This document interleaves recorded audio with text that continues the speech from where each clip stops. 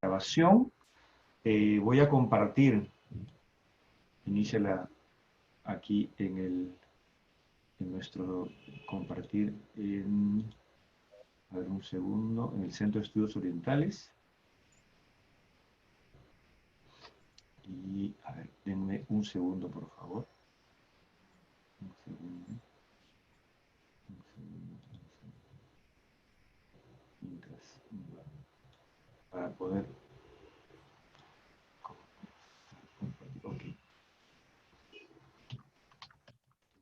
Aquí, conferencia.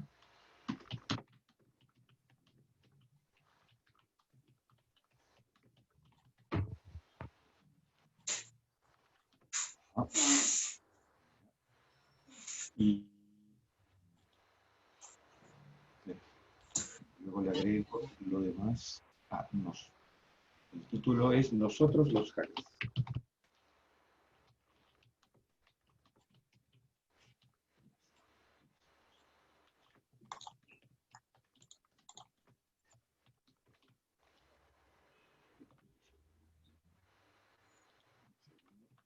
Ahora sí. Listo. Entonces, perdón, ya.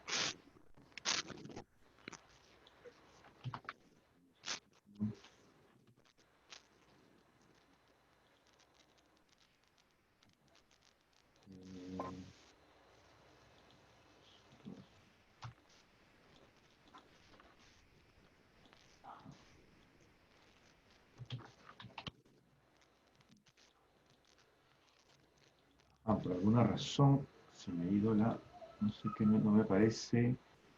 Ya, sí, ya va a grabarse, configurando la reunión de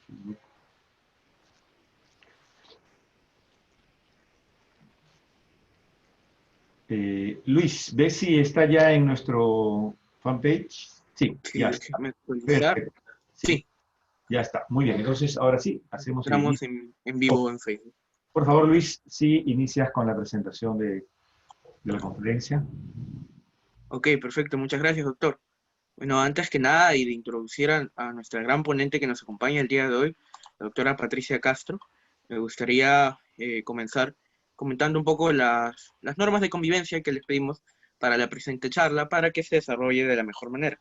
Estamos transmitiendo ahorita también desde Facebook, por lo que también les invitamos a todos quienes nos están siguiendo por nuestras redes sociales, estén atentos también en la sección de preguntas. Entonces, para comenzar, y habiéndoles indicado en el correo de invitación a cada uno de los presentes, les pediríamos, antes que nada, de que mantengan en todo momento sus micrófonos apagados, ya que en el momento posterior que la doctora Patricia Castro acabe la charla del día de hoy, va a haber un espacio dentro del cual se podrán activar los audios y podrán formularle sus preguntas o de manera escrita mediante el chat. De igual manera, estaremos atentos a las preguntas que tengan desde nuestras redes sociales, especialmente desde el Facebook. Y cualquier pregunta se le haremos llegar oportunamente a la doctora. Por otro lado, les pediríamos de toda consideración si es que pudieran mantener la cámara apagada a todos los asistentes. Esto por un tema de conectividad, ya que no todos cuentan con la banda de ancha correcta como para poder permitir que estén todas las cámaras encendidas y que los videos corran con normalidad. De igual manera, eso permitirá que todos los asistentes puedan ver la presentación con normalidad. Bueno, sin nada más que comentar con respecto a las normas de convivencia para la charla del día de hoy, me gustaría presentar a la gran ponente que nos acompaña el día de hoy. Es la doctora Patricia Castrobando. Ella es doctora en antropología con especialidad en China. Esto gracias a través de un programa en conjunto desarrollado con la Pontificia Universidad Católica del Perú y la Universidad de Beijing. Ella es magíster en comunicaciones y licenciada en literatura y lingüística. De igual manera, ha sido corresponsal en China y corresponsal de guerra en Afganistán e Irak del diario El Comercio. Ella se ha desempeñado como profesora de la Universidad de Beijing y presentadora de noticias en la televisión china. Ha publicado libros como Emocionados por el Perú, 18 relatos de personajes chinos con un mismo corazón peruano, la edición en edición bilingüe y español, y igualmente el libro Los Hakas en el Perú en el año 2019, edición en chino. Y actualmente es miembro de la red de sinólogos y traductores de literatura y cultura china, donde hace 16 años reside en Beijing con su esposa y su perro. No, sin nada más que agregar, habiéndole ya invitado y estando presente que contamos con la participación de nuestro director, el doctor José Antonio León Herrera. Quisiera darle las palabras a la doctora Patricia Castro y es todo suyo la plataforma de Zoom, doctora. Muchas gracias, Luis. Muchas gracias por todas las coordinaciones tan eficientes como siempre. Quiero empezar agradeciendo al doctor León. Realmente el doctor León es un referente para todos nosotros, los que alguna vez allá en los años 90 nos iniciamos en los estudios asiáticos. Me siento muy feliz de estar aquí en el CEO, en mi casa, precisamente por eso. Y también quiero agradecer a Ricardo Sumalavia, mi amigo, con el cual también compartimos muchos temas de Asia. Estoy muy feliz realmente de estar aquí en esta nuestra casa, el Centro de Estudios Orientales de la PUC, y además tener esta oportunidad para poder presentar este tema que para mí es muy importante, los Hakka. Fue el tema de mi tesis doctoral y más allá de obtener un título, los Hakka realmente me ayudaron a comprender a la China profunda y me han dado muchísimo, tanto la comunidad en China como la comunidad de Hakkas de descendientes en el Perú. A ellos todos mi agradecimiento. Bueno, vamos a empezar entonces con este tema que es sumamente grande, sumamente largo. Solamente los orígenes Hakka pues son alrededor de 15 siglos.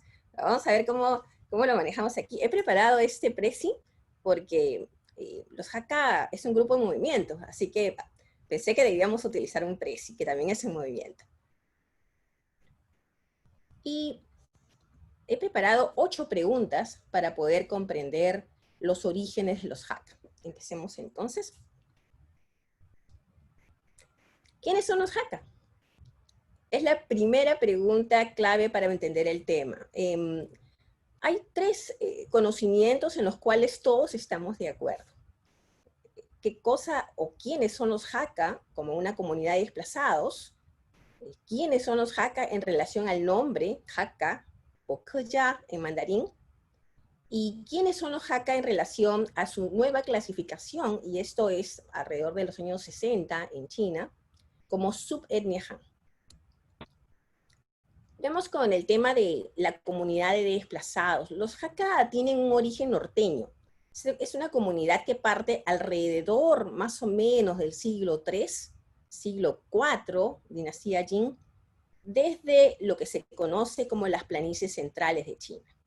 Está formado por comunidades que básicamente son de la etnia Han, aunque durante el periplo se van a incorporar grupos sureños o del centro de China, como por ejemplo los grupos de la etnia minoritaria She y Yue. Es muy interesante que los Hakka en China, debido a este periplo de 15 siglos, además de todo lo que posteriormente va a suscitar este recorrido, sean conocidos como los gitanos o los judíos chinos. Veamos con el nombre, porque el nombre es muy referencial en el tema de los Hakka, y sobre todo tiene un alto significado. Hakka o Hakka también, es el nombre en la lengua natal, Hakka, con el dialecto natal. En mandarín nos referimos a los Hakka como los Keja, por lo tanto, el nombre, si lo traducimos de una forma literal, Hakka, a través del nombre, es el nombre del subgrupo Han. Pero también, Keja o Kejaren vendría a ser un miembro del grupo Hakka. Y Kejahua es el nombre del dialecto o lengua, porque aquí también va a haber muchos posiciones encontradas sobre si el Hakka es un dialecto, es una lengua, es un topolecto, en fin. Lo interesante de todo esto es que si lo traducimos de una manera literal, ¿qué cosa es Hakka? Podemos traducirlo como el visitante, el huésped, el forastero. Eso es lo que significa realmente el nombre. Los Hakka tienen un saludo, es un saludo tradicional, y que ha sido un saludo que ha permanecido, al menos está registrado en los últimos 5 siglos, que es Chicani o Chicani, depende mucho del dialecto, de la variación de Hakka, y la traducción de este saludo es somos una misma familia o uno de los nuestros. Esto es sumamente interesante cuando se trata de los Hakka, porque no se saludan como hola, ¿cómo estás? Hola, buenos días, sino su saludo y su primera forma de contacto es somos de una misma familia, ¿no? Siempre la referencia es el otro versus nosotros.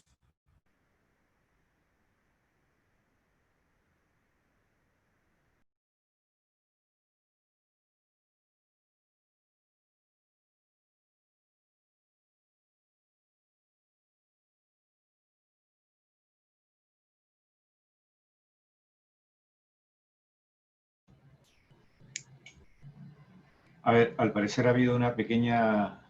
Sí, ha habido un pequeño corte. Ajá. Ahí está. Doctora Patricia Castillo. Está Tu sí, micro, Patricia. A ver, voy... Sí. Ya, Patricia. Hola, Sí, sí, se fue todo. que fue todo. Sí. Sí, pues eso es lo que pasa siempre con China. Pero bueno.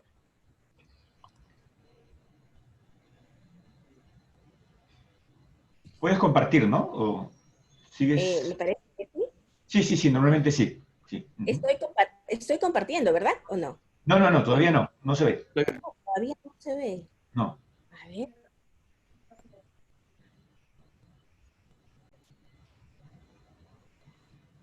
¿Ya se ve? no. Oh, oh. Mm, mm.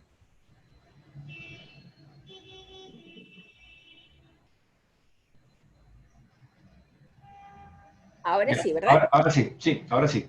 Ahora sí. Sí, sí, sí. Ah, ya sé qué pasa. Son las cámaras.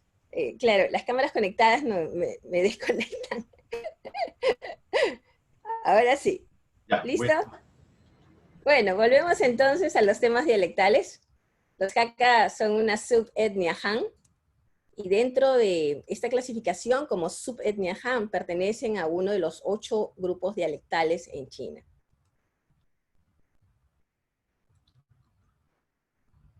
¿Y cómo estudiar a los Hakka? Ya que son un grupo inmenso con una tradición de 15 siglos, ¿cómo abordamos a este grupo de desplazados, a este grupo de migrantes? Pues hay dos formas, hay dos caminos. Por un lado está la historia china de los Hakka y por el otro la reconstrucción de la historia Hakka. Son dos caminos diversos. El primero está abordado por la Hakkalogía. La Hakkalogía son, digamos, un grupo de disciplinas que abordan los estudios Hakka. La mayor parte de los que participan en esta Hakkalogía o estudio de los Hakka son descendientes Hakka, son Hakkas o descendientes Hakka, y la mirada de la historia de los Hakka es desde adentro, es desde nosotros. Mientras que la academia, y esto es un estudio posterior, básicamente a partir de los años 20 en adelante, quizás mucho más, es de la academia, de distintas disciplinas, para la reconstrucción de la historia Hakka. Y esta reconstrucción, esa parte es, o mejor dicho, es interpretada como la mirada de los otros. Esta dualidad entre nosotros y los otros va a ser determinante para la historia Hakka. Pero aquí vamos a abordar el tema Hakka desde la historia china de los Hakkas, desde nosotros.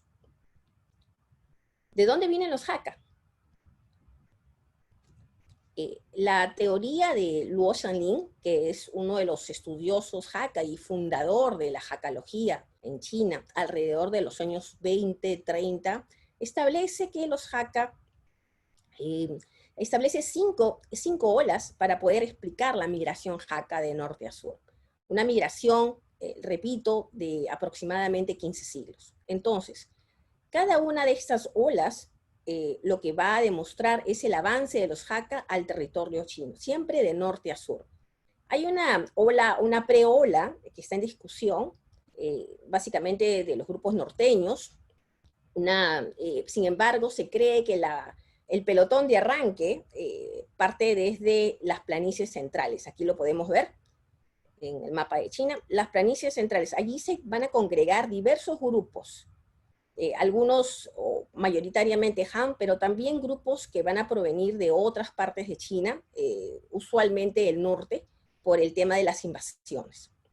Entonces, desde la dinastía Jin, alrededor del 3 y 4 más o menos, se cree que empieza la primera ola Hakka, hasta el siglo XIX, donde los investigadores, especialmente Luo Xianlin, sostiene que es la última ola Hakka dentro de China, pero eso también está en discusión. En ese mapa es importante tomar en cuenta algo específicamente del lado sur. Por ejemplo, podemos ver aquí el triángulo Hakka, formado por 3 provincias, Jiangxi, Fujian y Cantón, ¿no? El sur de Jiangxi, el sur de Fujian y el norte de Cantón. Y hay otra zona que es sumamente importante, que es la zona de Liangguan, conocida como Liangguan, más o menos en las referencias del siglo XIX, fines del XVIII, XIX y comienzos del XX, que es una zona que comprende Cantón y Guangxi, Guangdong y Guangxi, por eso se llama Liangguan. Destaco este nombre porque de aquí van a partir los inmigrantes chinos, tanto al resto del mundo como también al Perú. Y su referencia siempre va a ser Liangguan. Ahora, lo que sucede con Liangguan es que como Guangdong es muchísimo más grande que Guangxi y sobre todo tenía mucho más influencia, muchos de ellos se referían directamente a Guangdong como el lugar de inicio o como Liangguan.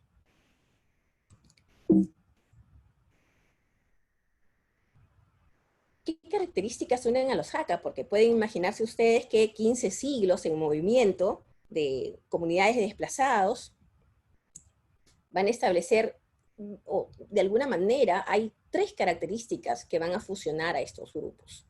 La primera va a ser la lengua, ¿no? Es una lengua de bases norteñas, ¿no? De raíces norteñas, y es una lengua muy rica en términos del chino arcaico, y que va a conservar estas partículas durante este recorrido. Eso es bastante interesante, ha sido muy estudiado por los lingüistas en China.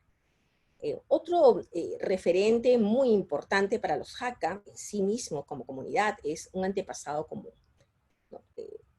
Ya sea un antepasado legendario o los padres fundadores, pero tener un antepasado común también es una marca Hakka. Finalmente, la conciencia de clan, es decir, saberse Hakkas. Sin embargo, esta conciencia de clan recién va a ser muy evidente en el siglo XIX. ¿Cómo clasificar a los Hakka?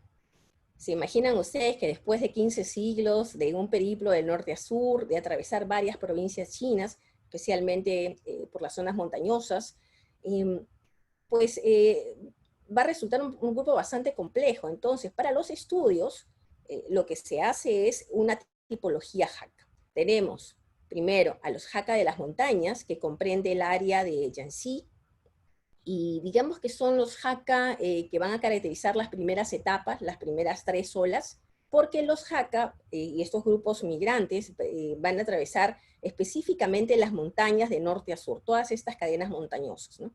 Es la forma de recorrido.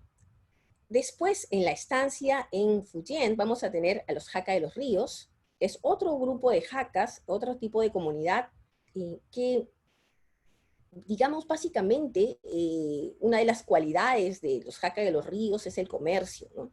Y el contacto con las poblaciones locales. Anteriormente, el contacto con las poblaciones locales, en el caso de los Hakka de las montañas, por ejemplo, no van a tener muy buenas relaciones. Y eso pues es entendible porque los Hakkas siempre son aquellos que llegan, los forasteros. Y finalmente tenemos a los Hakka de los poblados y las ciudades, que básicamente la referencia es a los Hakka de Cantón, a los Hakka del norte de Cantón, y después van a ir avanzando por todo Cantón, de norte a sur, y de oeste hasta la costa este. Son las tres referencias que usamos para cuando nos referimos a los Hakka. Y hay algo que realmente es una marca, es un sello Hakka en China, que es la arquitectura. La arquitectura Hakka es sumamente particular y sumamente distintiva. Es una arquitectura que se va a manifestar principalmente en 3 provincias. No únicamente, pero principalmente en Jiangxi, Fujian y Cantón.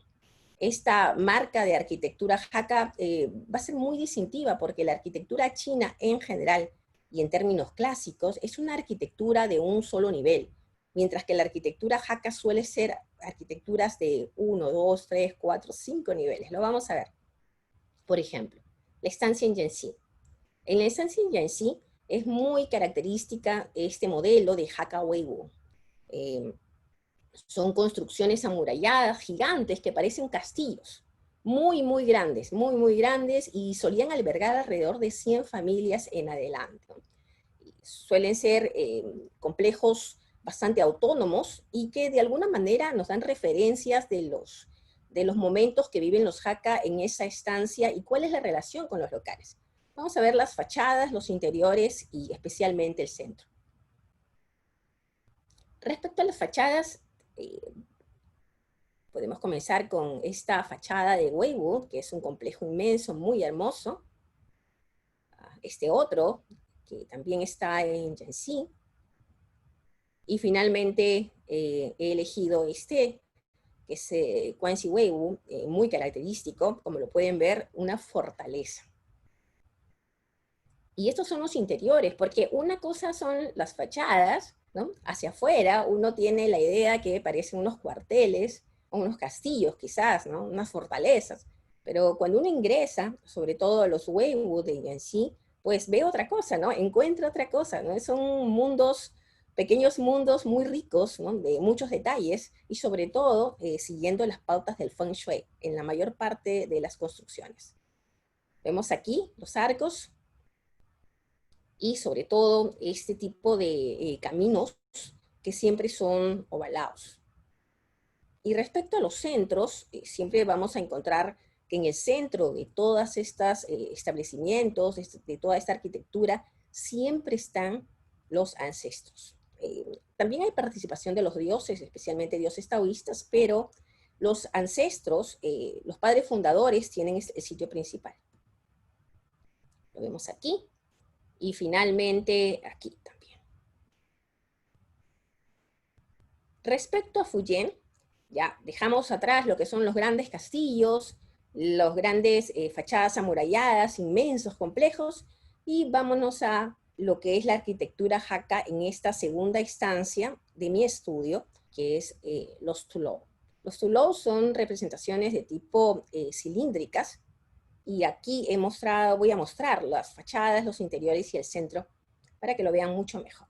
Este es el símbolo Hakka, en términos de arquitectura, por supuesto, ¿no? Lo van a ver muchísimo, y especialmente ahora cuando muchos de ustedes, pues imagino, van a tener interés en ver el remake de Mulan, ¿no? En esta nueva versión de Mulan de Disney, Mulan vive en un Tulou de esta forma circular, lo cual es, por supuesto, es fantasía, ¿no? Es para Disney.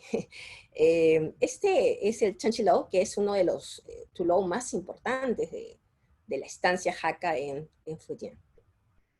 Usualmente los Tulou están cerca a ríos, muy próximos a ríos, y esta es una característica de la estancia de los Hakka de los ríos en Fujian. Esta es otra fachada particular que rompe el esquema de los Tulou, porque debo decir que si bien estoy mostrando determinado tipo de arquitectura Hakka, no es la única, hay otros modelos más Hakka.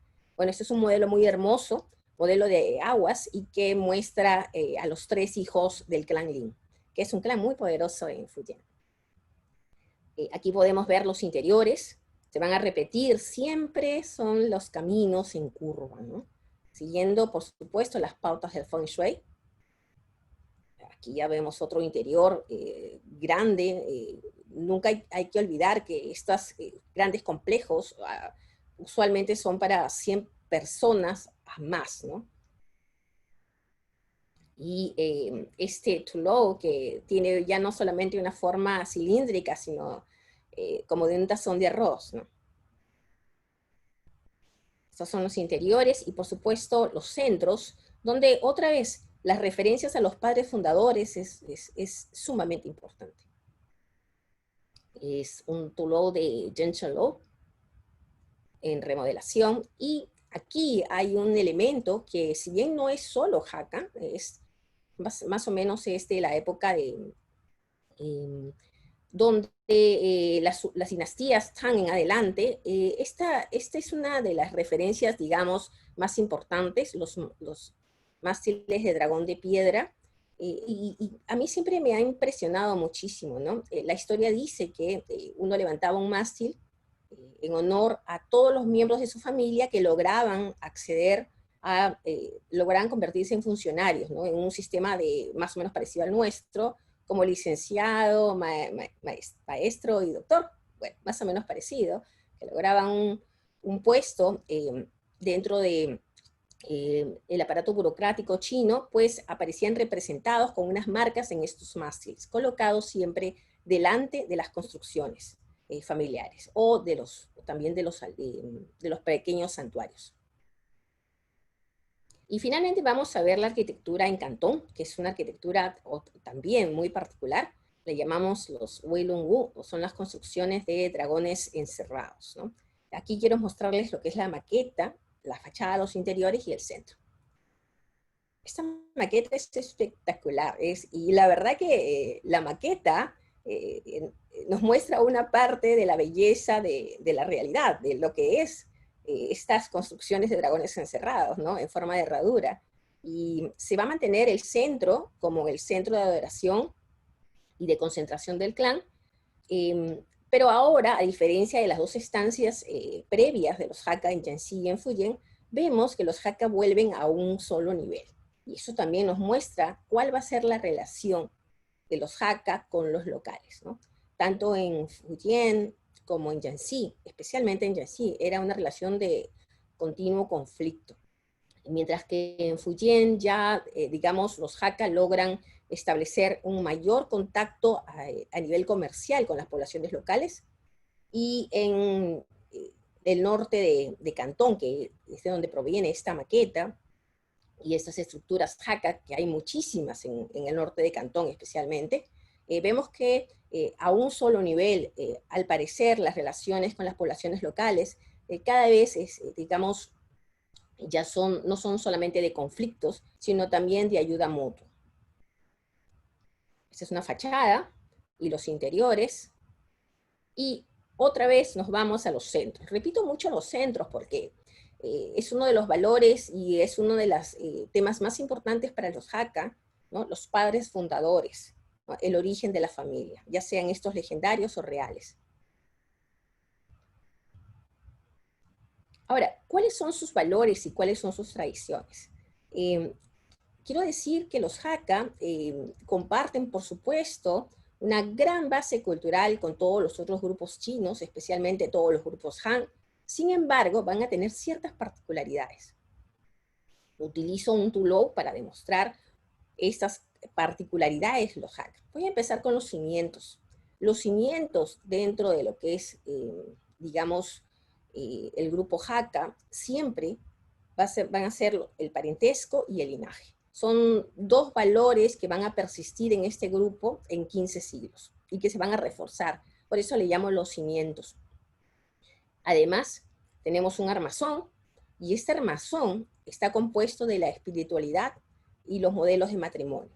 Aquí quiero detallar algunos puntos. En el caso de espiritualidad, los Hakka van a recoger, por su estancia, por supuesto, y su recorrido por las montañas chinas, buena parte de la espiritualidad de las tradiciones populares y religiosas en China de las montañas. básicamente son las religiones populares. Buena parte de estas religiones populares van a ser incorporadas por los Hakka, además también del taoísmo, posteriormente el taoísmo, ¿no? Y en el tema de matrimonio es un tema muy particular en el caso de los Hakka, ¿no? Los Hakka se trata de un grupo que tradicionalmente va a tener solo una esposa. Y eso va a romper también con lo que es las tradiciones de los grupos Han, que suelen tener muchas esposas. Estamos hablando de siglos y siglos de dinastía, ¿no? Van a establecer solamente una esposa, y lo vamos a ver más adelante por qué. Pero distintos tipos de matrimonios, ¿no? Hay por lo menos unos 8 tipos de matrimonios que se establecen los Hakka según estas necesidades.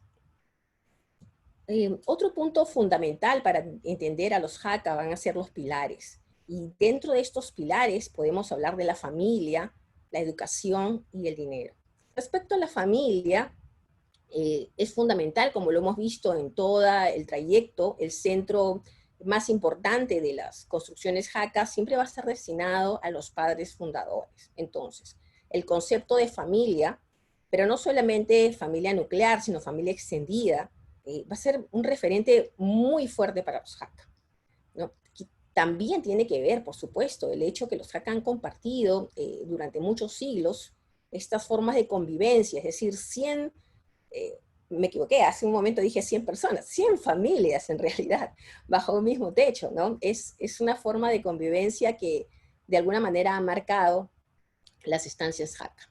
El tema de la educación también es muy interesante porque si bien en un momento dado estábamos conversando sobre los Hakka de las montañas, cuando los Hakka pasan a los ríos, es decir, los Hakka de los ríos, sobre todo en el área de Fujian, vamos a ver cómo los Hakka adquieren esta necesidad de educarse, porque se dan cuenta que la educación los puede llevar a puestos administrativos. Entonces, para ellos va a ser muy importante la educación, tanto en la estancia de Fujian como posteriormente en la estancia de Cantón. Se vuelven muy estudiosos y lo interesante de esto es que no solamente los hombres, sino a fines del 19 y a principios del 20 ya tenemos escuelas para mujeres. Y finalmente, otro concepto sumamente importante cuando nos referimos a los Hakka en términos de pilares es el concepto del dinero. El concepto del dinero es un concepto muy particular dentro de la cosmovisión china, la cosmovisión Hakka en general, la cosmovisión Han en general, pero los Hakka en particular van a ser muy eficientes en el uso y la distribución del dinero. Y este dinero va a estar básicamente, en la mayor parte de los casos, sobre todo vamos a ver en las estancias de Cantón en adelante, en poder de las mujeres. Por eso, la columna vertebral de los grupos Hakka van a ser las mujeres, cuando los hombres no están. Y eso tiene una particularidad o una explicación. Y quiere decir que durante estos recorridos, usualmente es la segunda o la tercera generación que parte. Es decir, la primera es la que llega, ¿verdad? La que se establece. La segunda es la que, entre comillas, hace el dinero, ¿no? Obtiene cierto beneficio para el clan. Y la tercera es la que parte. A veces la segunda es la que parte, pero en otras la tercera es la que parte. Bueno, los que parten usualmente son los hombres y las mujeres se quedan en custodia de las arquitecturas, los centros de establecimiento, estos grandes casas monumentales, grandes residencias que vemos aquí. Se preguntarán, ¿y por qué las mujeres tuvieron este papel? Ante la ausencia de los hombres, las mujeres Hakka, estamos hablando de los siglos 3, 4 en adelante, especialmente 15 en adelante, van a tener que asumir todo el control de estas familias. No tienen otra opción, porque los hombres no están en periplo, están en migración. Y las mujeres van a no solamente adquirir este poder, sino también van a tener que adquirir ciertas condiciones. Es decir, por ejemplo, las mujeres Hakka tradicionalmente han sido mujeres muy fuertes porque se encargaban no solamente del cultivo de las tierras aledañas a esos establecimientos, sino al manejo del clan dentro de la administración del complejo. y también, ¿no?, al manejo de las familias en sí. Entonces, las mujeres han sido las que han tenido esta función de administrar el dinero. Pero otra cosa particular es que debido a estas funciones, las mujeres Hakka tradicionalmente nunca se vendaron los pies. El clan jamás permitió que sus mujeres se vendaran los pies porque, a diferencia de otros grupos Han, eso no era conveniente para el trabajo. Al no ser conveniente para el trabajo de campo, pues no fue incorporado dentro de los valores Hakka. Las mujeres Hakka, como dije anteriormente, son mujeres que están destinadas a un trabajo físico inmenso, ¿no? Hay muchísimas fotos, muchas referencias sobre las mujeres Hakka cargando grandes, grandes cosechas, ¿no? Empujando los bueyes, en fin, unas labores que estaban destinadas básicamente a los hombres por una fortaleza física, ¿no? Pero las mujeres Hakka van a estar a cargo de esto. Otra condición de las mujeres Hakka, porque definitivamente es una de las cosas, es uno de los referentes de cuando se habla del grupo, es que son mujeres que no van a sustituir al hombre en realidad, ¿no? Cuando los hombres vuelven, regresa el poder a los hombres, pero sí van a manejar, entre comillas, el clan, ¿no? Y van a ser vistas como socias, ¿no? Ese es un concepto moderno, pero van a ser vistas como socias de sus pares Hakka. De allí porque los hombres Hakka solían solían tener una sola mujer dentro del clan, o a veces dos, en el caso de migraciones. Se debe entender también la labor de la mujer o la función de la mujer tanto como esposa como madre. Finalmente debo mencionar un poquito acerca del revestimiento de este tuló. Son las tradiciones y otros marcadores culturales que también van a ser muy importantes. Hay muchísimas cosas que van a representar a los Hakka tradicionalmente en China. Por ejemplo, voy a hacer solamente algunos ejemplos, ¿no? Las tradiciones populares respecto a las canciones populares, las famosas canciones de las montañas y los ríos, que son típicamente Hakka, algunos juegos de azar, que son típicamente Hakka, entre otros. El tipo del dragón chino, que es un dragón, digamos, montañés, por decirlo de alguna manera, ¿no? En la famosa danza del dragón o danza del Qilin, posteriormente, que también es Hakka. ¿Por qué emigraron los Hakka? Bueno, debemos decir que los Hakka, como han visto en todo ese trayecto, siempre están migrando, ¿no? Siempre se están moviendo. Desde el siglo 3 y 4 hacia el 19, los Hakka se van a desplazar de norte a sur, a estas grandes comunidades. Pero en el 19 en particular van a haber dos factores que van a determinar este desplazamiento de los Hakka. Ahora, no es que los Hakka recién emigren en el 19, ellos ya habían empezado a emigrar, se tienen registros desde el 16, especialmente a lo que es el sudeste asiático. Hay comunidades Hakka en los principales países del sudeste asiático muy antiguas y anteriores al siglo XIX. Sin embargo, en el siglo XIX van a haber algunos factores que van a empujar mucho más a los Hakka. Factores negativos como factores positivos. Dentro de los factores negativos que impulsan la inmigración Hakka, por supuesto, comparten con otros grupos Han, como los cantoneses, por ejemplo, ¿no? Factores de tipo económico, de tipo social. Hay que recordar que el siglo XIX es un siglo en crisis. En realidad, es uno de los peores siglos en China. Sin embargo, en términos de conflictos armados, por ejemplo, hay dos momentos que van a ser determinantes para los Hakka. Y no solamente eso, sino que en estos momentos los Hakka son los protagonistas. La rebelión Taiping y la guerra de clanes Hakka-Punti. La rebelión Taiping es una revolución que tiene como liderazgo básicamente orígenes religiosos y campesinos, ¿no? Está dirigido por el Hakka Hon Chuchen y al cual lo van a seguir muchos de los Hakka que llamamos Hakka de las montañas. Especialmente hay un grueso de población de los mineros Hakka, especialistas en la zona de Guangxi. Este tema de la rebelión Taiping es fascinante, es Realmente es un tema fascinante y ha sido motivo de muchos estudios, de muchas tesis doctorales en China, cómo los Hakka logran levantarse contra la dinastía Qin en ese momento.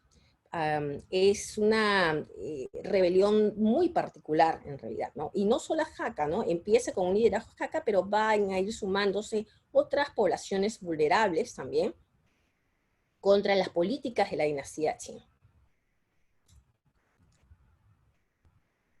Otro de los conflictos muy importantes dentro de este tiempo, dentro de este siglo, y que va a marcar la relación de los Hakka y va a impulsar su salida, ahora sí en masa, es la guerra de clanes Hakka-Puntí. Y aquí me detengo un poco porque este tema es sumamente fascinante y sumamente necesario para entender los procesos de inmigración china en el Perú y en otras partes del mundo, ¿no? ¿Quiénes son los Puntí?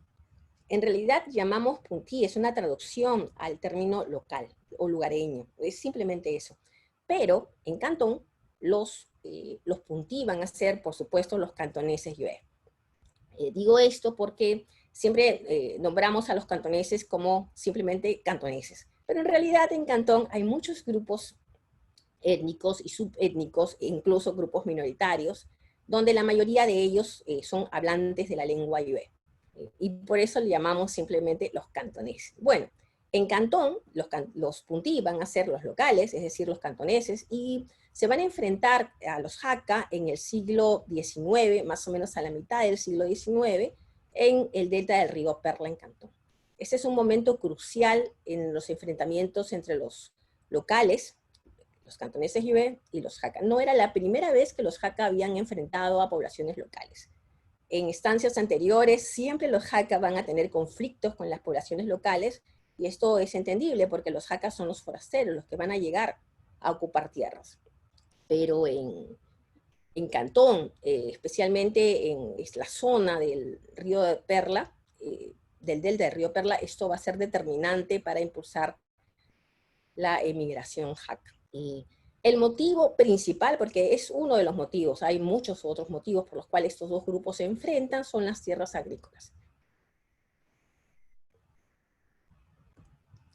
Sin embargo, los Hakka, más allá de los conflictos armados, por qué emigran, los Hakka, como han visto desde el primer momento, siempre se están trasladando, es decir, siempre están migrando, siempre se están desplazando por la búsqueda de una vida mejor. Ese es un sello Hakka. Por supuesto, en búsquedas del progreso. Ahora, ¿cuáles son las condiciones o digamos las fortalezas que tiene este grupo migrante, tan conocido por estos periplos? Primero, la experiencia migrante, 15 siglos de migración dentro de China, de migración y de traslado en comunidades chinas en el exterior, por ejemplo, les han dado a los Hakka una tremenda experiencia migrante. No solamente es una experiencia, es una necesidad de migrar. Otra condición y fortaleza de los Hakka es su gran capacidad de adaptación, ¿no? Son grupos que pueden adaptarse a nuevos entornos, tienden a adaptarse a nuevos entornos, y hay muchas referencias también sobre su gran capacidad de aprender lenguas, ¿no? Que por supuesto tiene que ver con esta capacidad de adaptarse a nuevas situaciones. Pero además de eso, otra de las fortalezas de los Hakka en estos periplos van a ser sus cadenas establecidas, tanto dentro como fuera de China. Los Hakka establecen una especie de cadenas que en un primer momento solamente son cadenas comerciales, pero formadas por cadenas familiares o cadenas de linaje, por ejemplo. Esto va a ser fundamental no solamente en la experiencia Hakka migrante dentro de China, sino también cuando los Hakka emigran a partir del 19 ya en un número mayor. Otra característica que es una fortaleza Hakka muy determinante es la cohesión.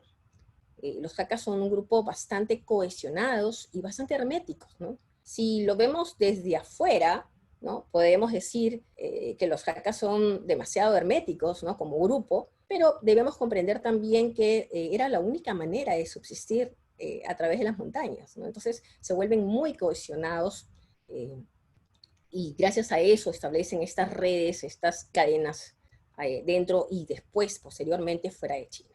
Y finalmente, otra de las fortalezas o digamos otra de las condiciones que van a permitir que los Hakka emigren, van a ser la flexibilización de las vías de salida en el siglo XIX. Pero esto es para todos los grupos chinos. A ver, un momentito. Se me está acabando la electricidad.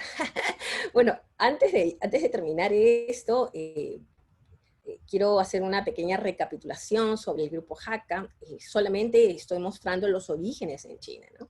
Solamente es esto, ¿no? Los Hakka son muchísimo más. ¿Se imaginan ustedes una comunidad de 15 siglos en trayectos y desplazamientos dentro de territorio chino, de norte a sur?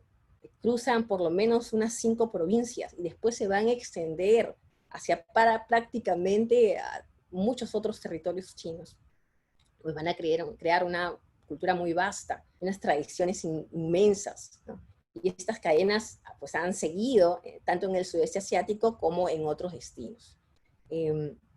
Es muy interesante el tema Hakka. Yo los animo a todos los que están interesados en grupos chinos, en los procesos de inmigración, por ejemplo, ¿no? Estudiar a los Hakka, ¿no? Es un grupo muy particular porque tiene referencias que a veces nos cuestionan. ¿Ellos también son chinos? Y los Hakka, pues ese es uno de los temas que los Hakka lo van a hacer mucho énfasis, ¿no?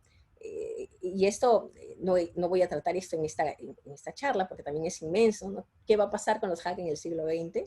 Pero una de las cuestiones muy interesantes que pasa en el siglo XX es que alrededor de 1920, en una enciclopedia china, en Shanghai, hay una publicación donde se nombra que los Hakka no deberían estar dentro de los grupos Han, porque los Hakka son bárbaros, tienen contactos con los grupos bárbaros y son bárbaros, ¿no? No son civilizados. Los Hakka se molestan muchísimo, ¿no? Y establecen todo un movimiento de protesta y crítica. Inmediatamente protestan contra esta publicación, contra el gobierno, para entonces ya República Popular, República China, y logran traer abajo pues, esa enciclopedia y esa referencia. Desde entonces los Hakka se autodenominan como los verdaderos chinos Han. Los verdaderos chinos porque, por supuesto, vienen de origen norteño, y además de eso, ¿no? Las partículas arcaicas que están dentro de la lengua, además de otras tradiciones culturales que vienen de tiempo atrás, ¿no? Que lo traen de atrás, de más o menos del siglo III, siglo IV en adelante, pues le van a dar muchas condiciones a este grupo. Hay mucho que decir por los Hakka. Siempre, cada vez que hablo sobre los Hakka, siempre pienso que me quedo en el inicio, ¿no? En el primer paso de esta gran travesía de 15 siglos solo dentro de China. Pero para que no crean ustedes que todo lo de los Hakka es muy antiguo y todo eso, pues yo me voy con estos amigos, pero quiero dejarles esto antes de terminar. A ver, espero que se pueda.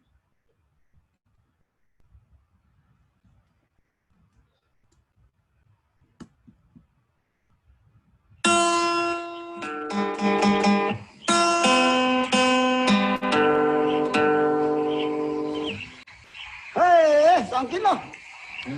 Está được thủng à si là sâu. 心里明白我不必多讲，我就是不用说你一直在闹。世上的一切你体会不熟，没有我你可在。Cao Sĩ Nhì, ở trong nhà hát ca danh cô bác ngồi lề chàng. 老兄来了。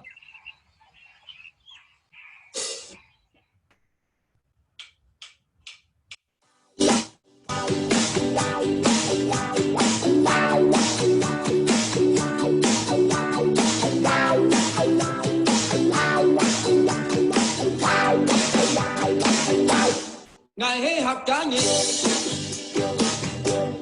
愛食客家菜。行業嘅主角們同客家音跳舞，係嗌嘅最愛。嗌起客家熱。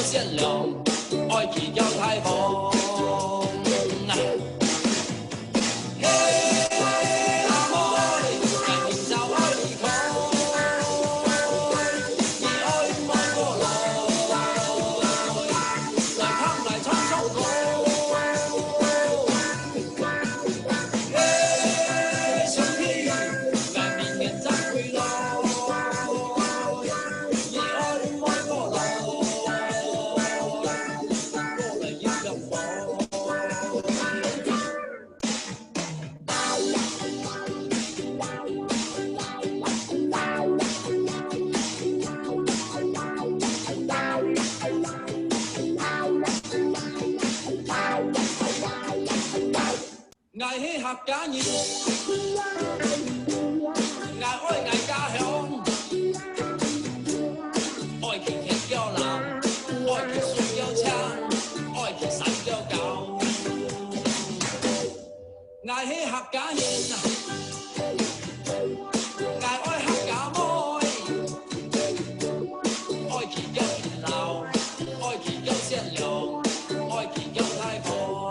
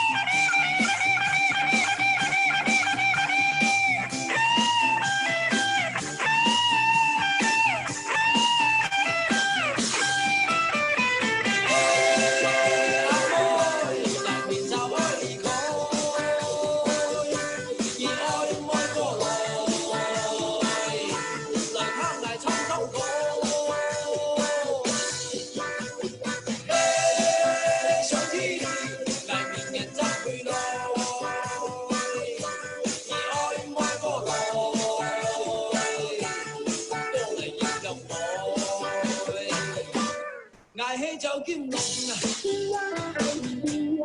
trọng年冲外面ngài對家嘅感情從來冇改變em ơi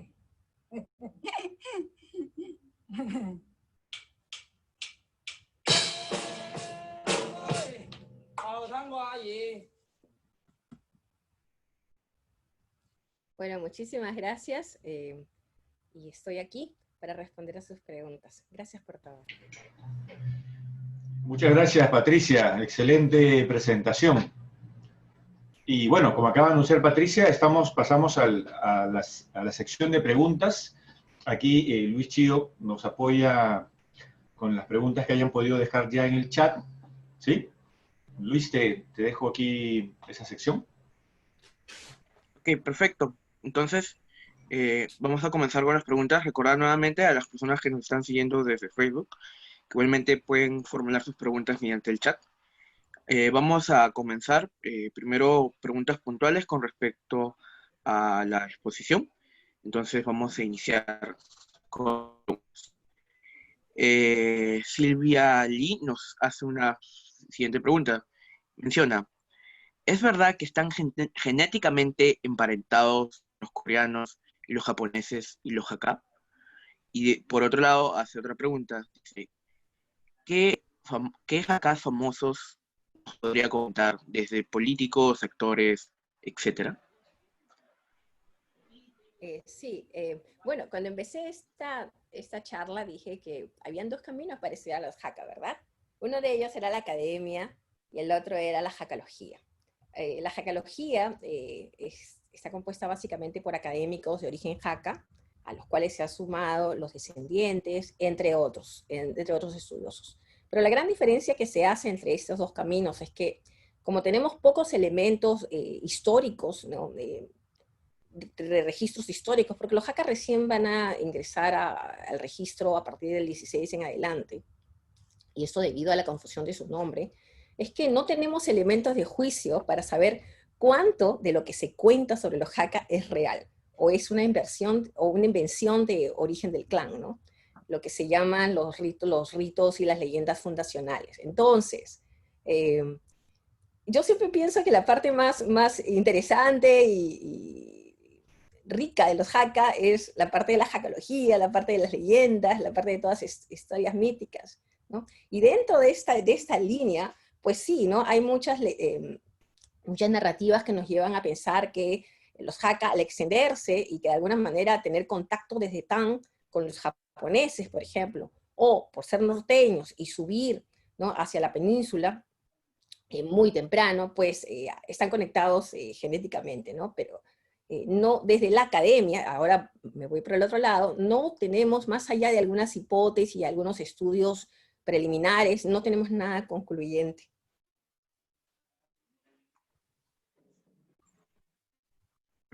Gracias. Entonces, pasamos a la siguiente pregunta. Nos menciona... Esteban Paul Fuller hace la siguiente pregunta. Dice, ¿los Hakka se podrían considerar como un pueblo originario dentro de China, siguiendo la clasificación que hacen actualmente estos pueblos originarios y con su protección particular dentro del país? Sí, eso sí. Ambos grupos, tanto como los estudiosos de la Hakkalogía como la academia, están completamente de acuerdo que los Hakka son chinos. Son originarios de China, ¿no? Son estas poblaciones norteñas, mayoritariamente Han, que van a partir del siglo de 3, 4 en adelante, desde China, las cuales se van a ir sumando otros grupos. Ahora, ¿qué va a pasar con los Hakka? Recién en el siglo XX, más o menos en 1960, cuando se da una nueva clasificación de los grupos étnicos y subétnicos y de los grupos mayoritarios y minoritarios en China, los Hakka van a ingresar a ser parte de un grupo subétnico Han, es decir, van a estar debajo del paraguas Han. Hay muchos cuestionamientos respecto a eso, si los Hakka realmente deberían estar debajo de esta sombrilla, este paraguas Han, o por sus particularidades y por su riqueza cultural deberían ser un grupo aparte, ¿no? Sin embargo, los Hakka mismos, desde la Hakkalogía, desde 1920, vienen insistiendo que ellos son un grupo Han, son los verdaderos chinos Han. Sin embargo, actualmente los Hakka se reconocen Hakka en cuestión de clan, pero por supuesto se reconocen Han y sobre todo chino. Ok, perfecto. Vamos a pasar ahora a las preguntas con audio. Si me permite, quisiéramos invitar a Marco Lo, que pueda activar su audio, por favor, y formule su pregunta. Hola Patricia, un gusto verte y un gusto escucharte, aunque siempre te leo. Dos preguntas. Cuando hablas de que ellos siempre migran para buscar una vida mejor, ¿cuál es ese ideal de vida mejor? ¿Está registrado en algún texto? ¿Es una oralidad? ¿Cuál es esa idea, ¿no? Y lo segundo es respecto a la migración china. Por ejemplo, tú eres consciente de que muchos de nuestras generaciones, tercera, cuarta, estamos buscando las raíces. ¿Cómo saber o cómo conocer si es que nuestra familia tiene algún origen Hakka, ¿no? Luego también más arriba, mi amiga Angie Chan preguntó sobre el templo de Tongxing, que está relacionado, creo, a los Hakka. Entonces no sé si también podrías comentarle un poquito respecto a eso. Gracias. Muchas gracias, Marco, por tus preguntas muy interesantes. Voy a intentar responder todo lo que pueda. A ver, este concepto de la vida mejor es muy interesante de los Hakka, porque hay que reconocer un tema que siempre me ha parecido fascinante, ¿no? En 15 siglos, los Hakka no tienen tierras. Los Hakka siempre son los desplazados y siempre son los migrantes, ¿no? Vivir migrando se va a convertir en una forma de subsistencia de los Hakka como grupo. No tienen tierras, siempre están en búsqueda de, entre comillas, la tierra prometida, ¿no? Mi asesor de tesis peruano, el doctor Alejandro Díez, siempre se refiere a esta parte de la historia como la historia del Antiguo Testamento Hakka, por estar toda recubierta de leyendas, ¿no?, y de mitos fundacionales. Pero lo curioso de todo esto es que los Hakka siempre están persiguiendo la tierra prometida, entre comillas, ¿no? Algunas referencias que ya aparecen posteriormente en el 18, 19, ¿no? En las canciones, por ejemplo, en las canciones de las montañas y de los ríos, ¿no? La referencia de una vida mejor está relacionada, por un lado, con la tierra, ¿no? Esa tierra prometida, pero también con el concepto de familia y con el concepto de bienestar, traducido en dinero, ¿no? Esa es la vida mejor, la vida del progreso Hakka, ¿no? Los Hakka no es una comunidad que se asienta, a pesar de que nosotros hemos visto a lo largo de esta exposición los complejos arquitectónicos inmensos, ¿no? Nunca olviden que todo esto siempre tiene matices de tipo culturales y parecieran como grandes cuarteles, ¿no? De protección. Bueno, esos son en realidad, ¿no? Esos complejos residenciales masivos terminan siendo eso, ¿no? Lugares de protección para el grupo que posteriormente sigue migrando. Segunda o tercera generación, los Hakka continúan migrando en búsqueda de esa vida mejor. Nada los detiene. Y creo que nada los detiene porque precisamente no tienen lo elemental, ¿no? Que van a ser tierras en China. De hecho, en China no hay ninguna zona, bueno, actualmente sí, pero es más que nada oficial, ¿no? No hay ninguna zona, ninguna provincia, ¿no? Vinculada a los Hakka a pesar de su número y su importancia dentro de China. Respecto a la búsqueda de la tercera y cuarta generación de los descendientes chinos, tanto en el Perú como en todas partes del mundo, ¿no? En estos últimos años, debido al ascenso chino, que está muy vinculado al ascenso chino, hay una búsqueda por recuperar las raíces. Este es un tema fascinante también, porque no es un proceso que recién se inicia, y que cuando uno mira atrás, mira a la segunda generación y hasta la primera generación, es todo lo contrario, ¿no? Es otra manera de entender a China. Bueno, veo muchos movimientos, muchos esfuerzos por los descendientes, por primero saber si son cantoneses, son Hakka, son otro grupo, encontrar a sus familias en China. Veo muchos esfuerzos por ese lado. Eso es bastante complicado, ya que en China, por ejemplo, en el caso solamente me voy a referir a los Hakka, porque los cantoneses son otra historia, ¿no? Los Hakka sí conservan muchos de los vínculos con el exterior a través de las cadenas, pero esos vínculos usualmente, como dije anteriormente, si no existe la lengua, esos vínculos se pierden. Eso es fundamental para los Hakka, ¿no? Todavía, solamente para hacer una referencia, hay muchos vínculos de los Hakka de Cantón, por ejemplo, con los Hakka, en el caso de Perú, ¿no? Con los descendientes Hakka en Perú de segunda generación, ¿no? Entonces, eso todavía ha permanecido allí. Y respecto al templo Tongxing o Tongshan en mandarín, este es un capítulo muy particular. Durante mi tesis de doctorado, cuando abordé el tema de Perú, definitivamente el que es un templo taoísta, es un referente sobre los Hakka, ¿no?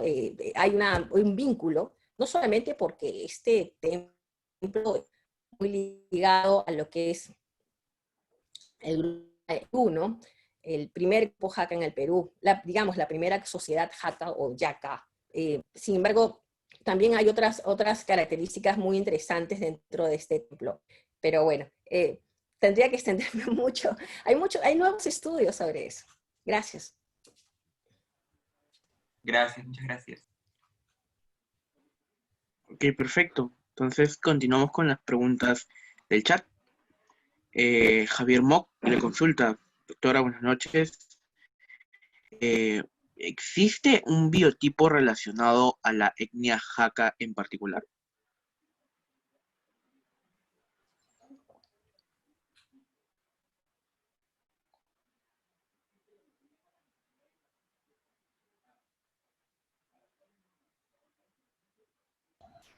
Creo que hemos tenido parece que... una falla. Hola, ya estoy aquí. Ya volvió, ahí está. Sí, doctora, ¿qué tal? ¿Me puede escuchar? Sí, así sí, me aparezco y me desaparezco. Para darle incertidumbre a Soy la como charla. los Hakka que Le están vuelvo... Sí, lo que pasa es que te pediría por favor que no se conecte cámaras ni audios, porque eso me expulsa de la red. Solamente te pediría por favor si podemos leer las preguntas. Sí, claro. Entonces, le reformulo nuevamente la pregunta. Esta es parte de Javier Mock. Pregunta: ¿existe un biotipo relacionado a la etnia Hakka? Sí. Bueno, otra vez, siempre voy a referirme a los dos caminos para estudiar a los Hakka, ¿no? La jacalogía y la academia, que están en permanente conflicto, porque la jacalogía lo que ha hecho es establecer todos unos estudios legendarios para darle un sentido a este grupo de desplazados. En realidad eso ha sido, ¿no? A través de, ya sea los Hakka, los estudios de Hakka o sus descendientes. Hay una necesidad de cobrar una identidad, ¿no? Y que esta identidad ponerla en valor. Y esto lo digo porque los Hakka han sido un grupo bastante rechazado dentro de los grupos chinos por esta condición de desplazados, ¿no? De allí porque la jacalogía, a partir de los 20 en adelante, va a colocar va a atribuir a los Hakka muchas condiciones, entre comillas, legendarias, muchas narrativas de este tipo. Dentro de todas estas narrativas de la jacalogía, ya no de la academia, ¿no?, está el hecho del fenotipo Hakka, ¿no? Sin embargo, debemos ser cuidadosos cuando hablamos de esto, porque, como dije, como mostré en el trayecto, los Hakka tienen un recorrido inmenso y van a tener contacto con varias poblaciones locales, tanto norteñas como sureñas, ¿no? Y también del centro de China. Por lo tanto, va a ir cambiando bastante, entre comillas, este fenotipo, ¿no? Se dice, la jacalogía lo dice, los estudios Hakka dicen, ¿no?, que los descendientes Hakka, pues, a diferencia del resto de sureños, ¿no?, tiene más un aspecto norteño, ¿no?, de Hakka norteño, que en esto se siguen haciendo estudios, lo cual es bastante complicado, ¿no?, decirlo, porque otra vez, y lo repito muchas veces, ¿no?, es una comunidad migrante y en contacto permanente con grupos locales. Gracias. Ok, perfecto. Entonces pasamos a... Bueno, nos mencionan que han habido algunos cortes. Bueno, les diríamos que puedan... creo que ya es cada uno de su Zoom. Vamos a formular una pregunta que combina en realidad dos preguntas del chat. Es con respecto al dialecto Hakka. Si nos podría comentar cuáles son las diferencias en sus particularidades con respecto al chino mandarín y cuál es el porcentaje de la población china Hakka que lo habla en la actualidad. Sí, el Hakka va a ser, en términos lingüísticos, al Hakka, usamos ya el mandarín para referirnos a esto, o el Keya, se utiliza, los académicos se han puesto de acuerdo en llamar al grupo Hakka, en mantener ese nombre. Y cuando se refieren a la lengua, utilizan Keya, ya no utilizan Hakka o dialecto Hakka, ¿no? Un poco así una convención de la academia. Bueno, ¿y esto por qué? Porque el dialecto, y es otra vez nos vamos a enfrentamientos entre la academia y la jacalogía, ¿no? El dialecto, si es un dialecto o es una lengua por su riqueza y por su naturaleza, ¿no?, lingüística. Pero es motivo de mucho interés de parte de los lingüistas, tanto chinos como extranjeros. ¿Por qué? Porque conserva particularidades del chino antiguo, del chino arcaico, no del chino antiguo, ni del clásico, ni del tradicional, menos del moderno, del arcaico, ¿no? Y esas particularidades, que son ciertas partículas más o menos, que el chino, que el Hakka va a incorporar y va a mantener en la lengua durante el recorrido, pues son motivo de análisis de los lingüistas. Por ejemplo, muchos lingüistas nos hacen referencia como cuando se lee en Hakka, digamos en el Hakka, y ese es otro puntos suspensivos, ¿no?, en el Hakka de las montañas, en el Hakka de Fujian, cuando se lee la poesía Tang, la poesía Song, suena muchísimo mejor y tiene mucho más sentido, ¿no? Esas vinculaciones entre las partículas Hakka y el chino de esta época, ¿no?, más o menos de los dialectos que se manejan en esta época. Esa es una de las tantas particularidades del dialecto Hakka o lengua Hakka, que suele ser bastante corta y en ocasiones bastante guturales. Ahora, hay que decirlo también, ¿cuál es entre comillas, el verdadero Hakka, el verdadero Keya? En China el dialecto ha sido clasificado oficial, el dialecto de Meizhou, que es el norte de Cantón. ese ha sido establecido como, digamos, como el Hakka oficial. Sin embargo, las variantes del Hakka son inmensas, mantienen, por supuesto, todo un corpus lingüístico, pero en varias provincias chinas, ¿no? Se dice lo mismo de manera completamente diferente dentro de estas ramas dialectales de los Hakka. Y eso, ahora estoy hablando solo de dentro de China. Pero fuera de China, cuando ya empiezan a tomar, empiezan las comunidades Hakka, por ejemplo, por dar un ejemplo, en Malasia, en Filipinas, en Singapur, ya toman préstamos lingüísticos, ¿no? Entonces incorporan términos arcaicos del chino arcaico a los préstamos lingüísticos, ¿no? De las comunidades locales, ¿no? Y lo incorporan en lo que llamamos dialectos Hakkas del sur.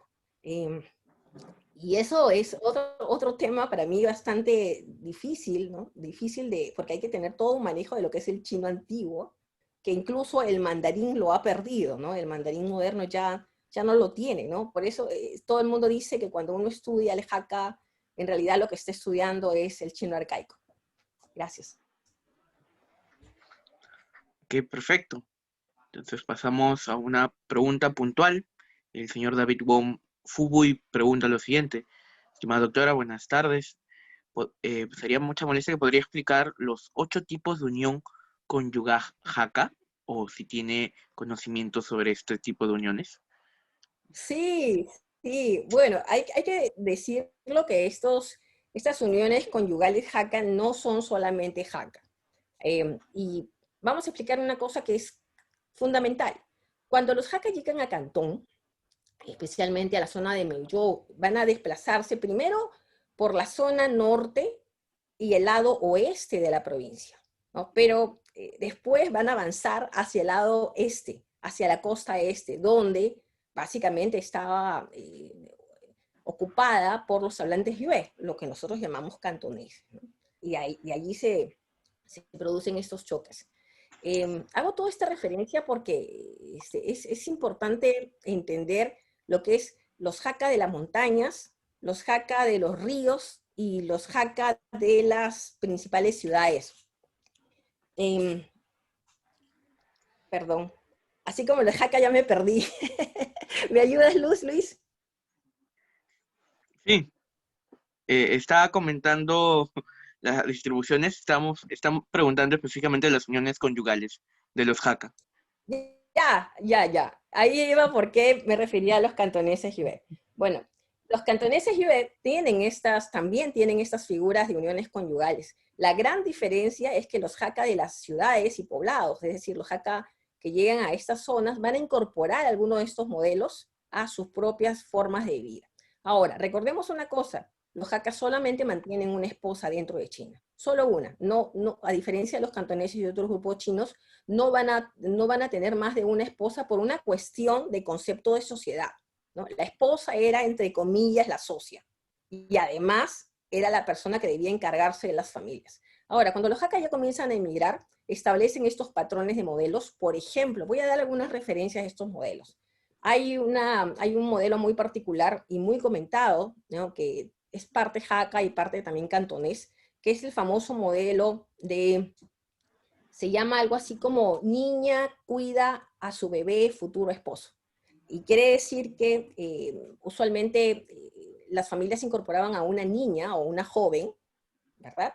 Dentro de la casa, y esta niña o esta joven entraba en cuidado de un bebé, que era un bebé varón de parte de la familia. Y esta niña y esta joven iba cuidando al bebé, y esta niña se iba a convertir en la esposa de este bebé cuando el bebé alcanzara una edad adulta. Eso creaba, según pensamiento Hakka, un vínculo muy estrecho entre esta madre niña, ¿no? Cuidadora de este bebé, ¿no? Y este bebé que posteriormente se iba a convertir en un miembro adulto y líder probablemente de este clan. Este es uno de los tantos modelos que existen. Dije 8, pero son mucho más. Y esto lo sabemos a través de varias canciones y poemas, donde estas mujeres escriben sobre sus referencias sobre hoy te cargo en brazos, eres mi niño, y mañana serás mi esposo, ¿no? Ese es uno de los modelos. Otro de los modelos muy conocidos es el modelo de un joven que tiene que partir, porque esto es un detalle muy particular para los Hakka, sobre todo si eres el primer miembro, el primer varón de tu familia, ¿no? Si debes partir, primero debes casarte. Entonces se casaban, ¿no? Y usualmente debían tener un hijo primero antes de partir, para dejar la semilla, ¿no? Ese es el segundo, digamos, patrón. Y no solamente eso es por un lado, dejar la semilla, pero también para que cuiden a los padres, ¿no? Ancianos. Porque como la persona, el hombre que emigraba, no sabía cuándo regresaba, podía regresar, o si iba a regresar, necesitaba a alguien que cuidara a sus padres ancianos. Por lo tanto, se casaba precisamente por este motivo. Y después regresaba por esa mujer, a veces, o a veces no. O a veces la dejaba a cuidado de sus padres. Perdón, encargada de cuidar a sus padres ancianos, ¿no? Pero esto sucedía mucho cuando la persona que emigraba usualmente no era el primero, era el último de la familia, ¿no? Otro modelo también que va a ser característico dentro de estas uniones son, y que se van a repetir, por ejemplo, cuando vemos también las formas de matrimonio de los japoneses, ¿no? Las famosas matrimonios por fotografías, ¿no? Que va a ser, eso es un modelo posterior, ¿no? Se ve mucho también en los Hakka que llegan al Perú, se ve en los Hakka que llegan a otras partes del mundo. Ellos, una vez tienen el dinero suficiente para convertirse en jefes de familia, y usualmente no era el primer hijo, era el segundo o el tercer hijo, ¿no? Porque eso es importante. Volvía a su tierra natal para casarse con una mujer Hakka y llevarla a su destino final. O a través de las familias, ¿no? Le enviaban una foto y seleccionaba a través de la foto, igual, y se casaba con esa mujer, ¿no? O la mujer, o la familia en China enviaba a la seleccionada directamente al destino, ¿no? Esa es una costumbre bastante arraigada dentro del grupo Hakka por lo que significaba el matrimonio. Y así puedo seguir conversando acerca de diversos tipos de matrimonios, y estos modelos de matrimonios van a ir cambiando durante los siglos, y sobre todo durante el proceso tanto de emigración como de emigración Hakka. Gracias. Ok, perfecto, doctora Patricia. Entonces, para culminar, si me permite, una última pregunta, en realidad, que creo que es de lo más interesante. En realidad nos preguntan lo siguiente: estimada doctora Patricia Castro, muchas gracias por la interesantísima conferencia. Me gustaría preguntarle, ¿en qué nivel se encuentra la línea de investigación sobre los Hakka, tanto en idioma español como en inglés? ¿Cuántos investigadores pueden estar trabajando en este tema actualmente? Y finalmente, para un investigador que recién comienza a estudiar a los Hakka, ¿por dónde o cómo podría contribuir en el desarrollo de mayores investigaciones sobre los Hakka? Qué bonito escuchar esa pregunta. Me llena de mucha alegría realmente, ¿no? Creo que lo primero que nada es que no le suceda a un investigador lo que me sucedió a mí, que no conocía que la línea distinta que existe en la aproximación de los estudios Hakka, estas dos líneas que muy, muy importantes para poder entender los Hakka, que es la línea de la Hakkalogía y la línea de la academia, ¿no? Cuando nos vamos por el tránsito de la línea de la Hakkalogía, pues es divertidísimo los Hakka. Son sumamente divertidos, sus mitos fundacionales, sus leyendas, sus 5 olas, sus tipos de matrimonio, las fuerzas de la mujer, en fin. Y no he hablado del control que va a tener las mujeres en las zonas en los lugares de destino, y esto ya es un proceso de migración de los Hakka en el exterior, cómo las mujeres dominan la casa dentro de los Hakka, dentro de las familias Hakka.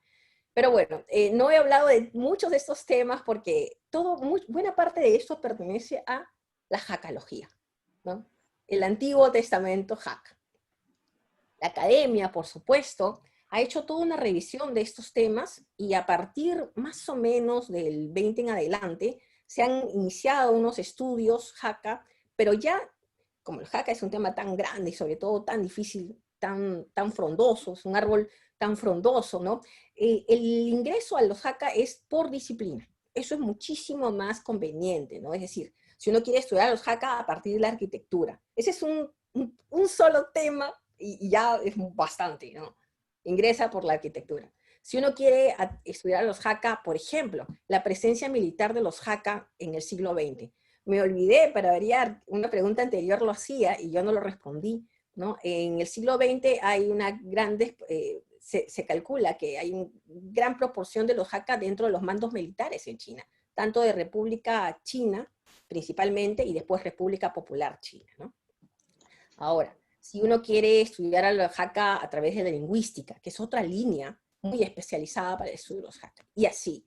Decía que no hagan lo que hice yo, que es terrible, tratar de aproximarse al todo el grupo Hakka, ¿no?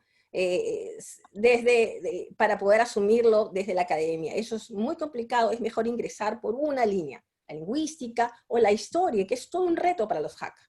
El estudio de los Hakka a partir de la historia es un reto porque si bien hay documentos históricos, especialmente a partir del 16, los registros históricos, lo que sucede allí en registros históricos es que los Hakka van a ser registrados como Keya, es decir, como el que no es local, ¿no? El forastero. Pero no se sabe hasta qué punto se están refiriendo a los grupos desplazados o se están refiriendo a los grupos de forasteros simplemente, ¿no? Entonces todavía hay un choque en los estudios históricos de aquella época del 16. Sin embargo, a partir del 19 ya se puede hacer todo, digamos, seguir los pasos históricos a partir de registros, a partir de los supu. No he hablado de los supu, que son estos libros de genealogía que existen todavía, que se conservan en China, especialmente en áreas de Jiangxi, Fujian y Cantón, sobre los Hakka. Lamentablemente, lo que ha sucedido con estudios Hakka es que hay un vacío de información en la academia, más o menos en lo que es del 20 hasta el 49, que es Fundación de República Popular China. Hay un vacío, la academia abandonó este tema, pero esto ya son otros motivos, ¿no? Y este tema recién ha sido retomado a partir de, digamos, los 80 en adelante. Entonces tenemos un gran vacío desde la disciplina de los Hakka, desde la disciplina académica de los Hakka, pero cuando uno ingresa a través de la Hakkalogía, los estudios han seguido y se han seguido multiplicando porque la Hakkalogía es muy activa. Es tan activa la Hakkalogía que hay congresos Hakka a nivel mundial que se realizan prácticamente o todos los años o cada 2 años o cada 5 años, y los Hakka de todo el mundo o los descendientes se reúnen en un país, en una ciudad. Ustedes pensarán, ¿y para qué? Para comerciar, por supuesto, para comerciar, ¿no? Para reforzar estos vínculos, estas cadenas, ¿no? Del comercio en búsqueda de esta felicidad, ¿no? De esta vida mejor. Así que si el interés de los Hakka es un interés simplemente porque a uno le gustan las leyendas, porque entender ese tipo de mitos, pues los animo a seguir la vía de la Hakkalogía. Pero si el interés de los Hakka es un interés académico, pues los invito a estudiar los Hakka desde una disciplina, para tenerlo un poco más claro y después ya abordar todo el resto, ¿no? Porque la confusión entre la Hakkalogía y la academia es terrible, ¿no? Todavía hay muchas disputas y bueno, eso es bueno, ¿no? Se siguen construyendo la narrativa Hakka. Gracias. Ok, perfecto. Muchas gracias, doctora. Entonces, vamos a cerrar este bloque de preguntas. Le voy a dar la palabra al doctor Ricardo para que haga el cierre respectivo. Bien, nuevamente muchísimas gracias. Bueno, gracias Luis, gracias Patricia, gracias a todos los invitados. Como suele pasar, y siempre con pena, pues tenemos que cerrar estas intervenciones y siempre quedan preguntas, muchas preguntas sueltas, pero nos tendríamos que quedar aquí muchas horas más y más bien hay que dejar con el gusto para otras presentaciones de la doctora Patricia Castro, que hay que precisar que en el siguiente semestre será profesora de nuestros seminarios del Centro de Estudios Orientales. Así que desde ya, a todos sus seguidores, estén atentos, vamos a hacer ya en breve la discusión y los horarios de su curso. Este es un tema, como lo acaba de mencionar Patricia, y nos ha dado unas líneas a todos los interesados de cómo aproximarse al tema de los Hakkas para investigar, ¿no? Y en el Perú hay que investigar todavía mucho. Fíjense que, Patricia, te has concentrado en los orígenes, y has tocado algunos aspectos, pero las preguntas han ido en todos los espectros, ¿no? Es decir, claro, hay una gran curiosidad, ¿no? y tus respuestas han sido todas pertinentes. Invito a todos los participantes a que nos sigan en las próximas conferencias, en los anuncios de los conversatorios que vamos a tener en el Centro de Estudios Orientales, también en los seminarios que vamos a anunciar en breve, que iniciarán la quincena del mes de septiembre. Nuevamente, muchas gracias. Agradezco a todos, también al doctor León por acompañarnos, Luis por tu apoyo, y nuevamente a Patricia. Unas últimas palabras, Patricia, para despedirte. Sí, gracias. Justo eso es lo que quería decir. Bueno, yo voy a dejar este Prezi, está abierto al público. Simplemente ingresan a Prezi, buscan mi nombre, Patricia Castro Obando, y van a encontrar colgado este Prezi. Ya está, de hecho, ya está esta información aquí. Suelo compartir todas mis fuentes. Cualquier persona que tenga interés en una línea desde la academia de los Jaca, pues lo invito a estudiarlo y a conectarse conmigo en caso que tengan alguna duda o alguna necesidad. A mí los Jaca me siguen fascinando porque es un grupo inmenso, lleno de un montón de historias que requieren muchísimas aproximaciones y que nos demuestran algo que he aprendido alrededor de muchos años en China, ¿no? China no es una sola, son muchas Chinas en una sola. Muchas gracias. Muchísimas gracias. Bueno, entonces nos estamos viendo pronto. Vamos a buscar el precio y el enlace y lo vamos a colocar como un comentario cuando subamos el video de esta conferencia.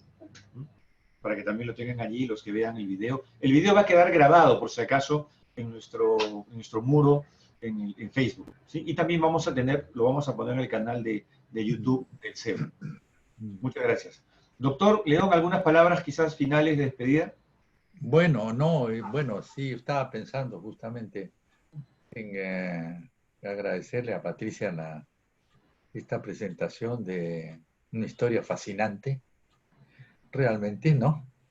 De este pueblo ¿cómo lo llamaríamos? De forasteros, de migrantes, de huéspedes eternos, ¿no? Que realmente merece un trabajo seguramente de toda la vida. Así que le agradezco mucho a Patricia de nuevo y a todos los demás que estaban presentes. Muchas gracias. Gracias, doctor. Gracias. Muchas gracias a todos. Entonces nos vemos. Hasta pronto. Que les vaya muy bien. O a lo mejor, Patricia, si con los que todavía quedan, si nos atrevemos a encender las cámaras y tomar una foto, esperamos, al momento de encender las cámaras, espero que no te expulsemos de la sesión. Pero sí. hagamos la prueba. Si no, sí. te despedimos y te agradecemos. Si no con Photoshop, ya. Si no con Photoshop te pegamos allí. A John Cole, por favor, también lo van a pegar. Muy bien, muy bien. Perfecto. Entonces invitamos a todos los que deseen activar su cámara. A ver, son 3 salas, imagínate. A ver, vamos en 3, 2, 1. A ver, un segundo para copiar. Aquí. A ver, vuelvo. No se vayan, no se vayan. Un segundo, no se vayan, no se vayan. No se vayan. A ver, voy a la otra sala para que salgan los demás. Ya, a ver. Aquí captura. Y lo copio aquí. A ver, un segundo. Y la última sala. La última sala. Ya, entonces aquí están sus cámaras. 3, 2, 1. Listo. Entonces, ya está. Listo, muy bien. Entonces, bueno, muchas gracias a todos. Que tengan una buena noche, un buen día a los que están desde el otro lado del hemisferio. Y nos estamos viendo pronto. Hasta luego. Chao. Hasta luego. Muchas gracias, doctora Castro. Chao. Muchas gracias, profesora.